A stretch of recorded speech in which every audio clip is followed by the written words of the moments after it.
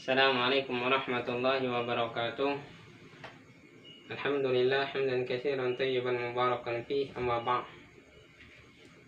Sini saya bercerita tentang cerita Islami yang berjudulkan Tidak Berputus Asa dari Rahmat Allah Subhanahu wa taala. Jauh sebelum diutusnya Nabi Shallallahu Alaihi Wasallam, ada seseorang yang kejahatan prestasinya itu luar biasa. Dia pernah membunuh 99 orang tanpa alasan yang benar. Namun demikian, tiba-tiba ada di hatinya untuk bertaubat.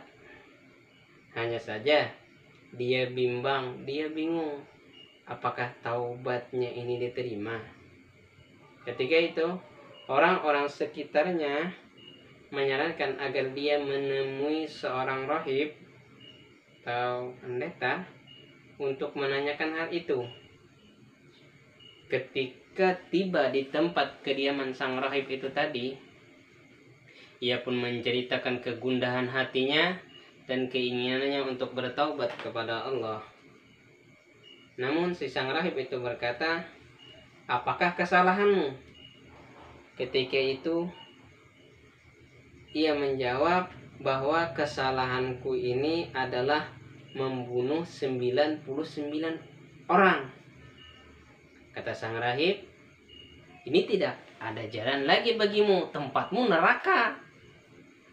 Ketika mendengar jawaban sang rahib itu, ia pun sadar bahwa kesalahannya memang begitu besar, tetapi cara sang rahib ini menyampaikan dan memvonis ia sangatlah melukai perasaannya.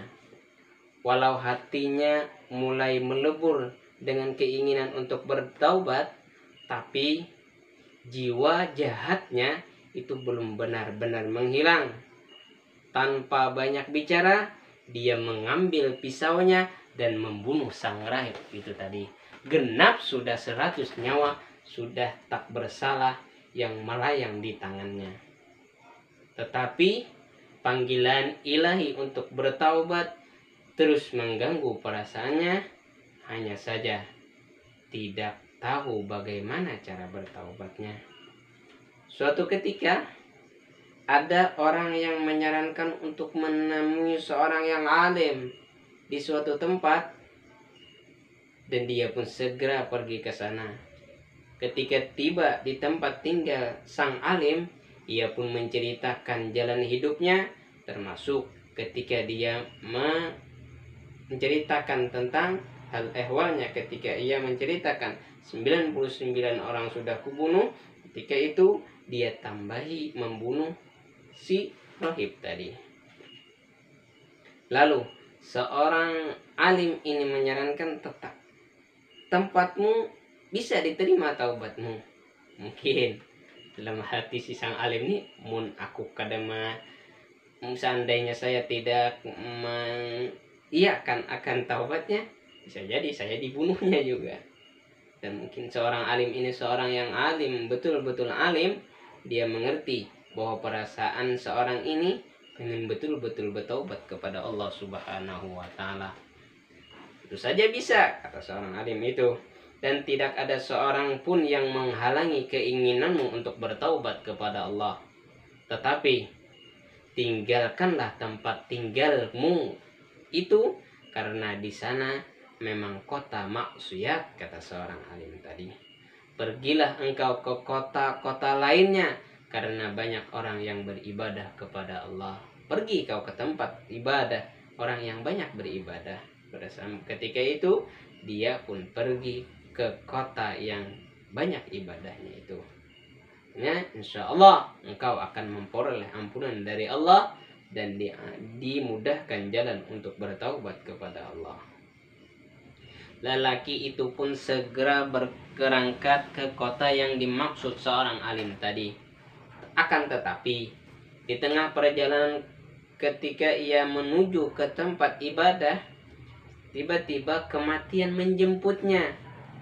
Datanglah 2 orang menjemput seorang laki-laki itu untuk membawanya ke suatu tempat yang mana tempat itu dinamakan alam kematian. Datanglah malaikat menjemput jiwa seorang laki-laki itu, yang satu malaikat rahmat, yang kedua malaikat azab. Dua malaikat itu bertengkar, masing-masing merasakan berhak. Ini adalah jiwa seorang laki-laki, ini milikku, kata seorang malaikat azab. Kata malaikat rahmat, enggak, ia telah berjalan menuju ke jalan Allah, dia mau bertobat kepada Allah, ini adalah milikku, kata sang penerima rahmat. Malaikat azab berkata, ia tidak pernah berbuat kebaikan sama sekali, justru kejahatannya yang bertumpuk-tumpuk. Ketika itu mereka berdua ini terus berargumen, sampai akhirnya Allah Subhanahu wa ta'ala mengutus malaikat yang ketiga dalam bentuk manusia yang menjadi hakim. Bagi keduanya, setelah masing-masing menjauhkan pendapatnya, ia berkata, ukurlah jarak dua kota itu dari tempat kematiannya ini, mana yang lebih dekat dan mana yang termasuk daripada golongannya. Mereka pun mengukur jaraknya, dan ternyata kota yang dituju, kota tempat ibadah dan penuh kebaikan, lebih dekat sejengkal daripada kemaksiatan yang ditinggalkannya. Maka jiwanya dibawa oleh malaikat rahmat, dan ia pun memperoleh ampunan dari Allah Subhanahu wa ta'ala. Dalam riwayat lain disebutkan, sebenarnya laki-laki itu belum jauh meninggalkan kota maksiat itu, akan tetapi rahmat Allah, kasih sayang Allah lah yang menjemput dia, sehingga dia menjadi orang daripada ahli ibadah, karena niat hatinya untuk beribadah kepada Allah.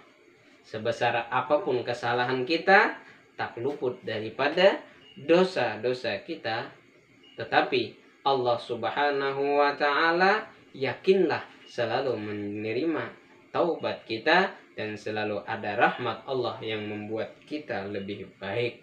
Kesalahan apapun yang tak luput daripada kita, di sana Allah Subhanahu wa ta'ala selalu memberikan kepada kita maafnya. Dosa sebesar apapun, jika seorang hamba mengikutinya dan bertaubat kepada Allah, niscaya Allah Subhanahu wa ta'ala akan mengampuninya. Demikian, Assalamualaikum warahmatullahi wabarakatuh.